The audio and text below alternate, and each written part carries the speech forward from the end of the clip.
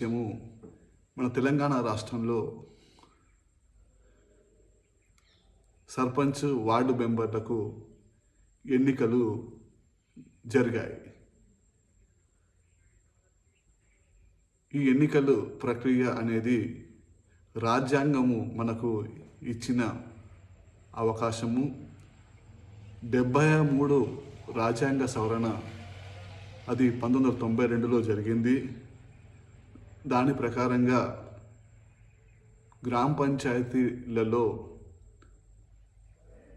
3 రకాలుగా, అంటే గ్రామము, మండలము, అదే రకంగా జిల్లాగా ప్రతినిధులను ఎన్నుకోవడం జరుగుతుంది.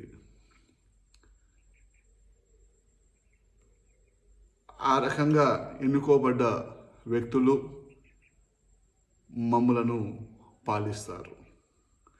దాంట్లో భాగంగానే ప్రతి 5 సంవత్సరాలకు ఒకసారి తప్పనిసరిగా గ్రామ పంచాయతీ ఎలక్షన్స్ నిర్వహించడం జరుగుతుంది. అదే రకంగా ఎన్నికలు నిర్వహిస్తేనే మనకు సెంట్రల్ ఫండింగ్ అనేది మన గ్రామాభివృద్ధి కోసము మన రాష్ట్రానికి అందుతుంది అని మనము ఇక్కడ గుర్తుంచుకోవాలి. దాంట్లో భాగంగానే 92 రాజ్యాంగ సవరణలో గ్రామ పంచాయతీ రాజ్ను 11వ షెడ్యూల్లో, అదే రకంగా 29 సబ్జెక్ట్స్లో చేర్చుచు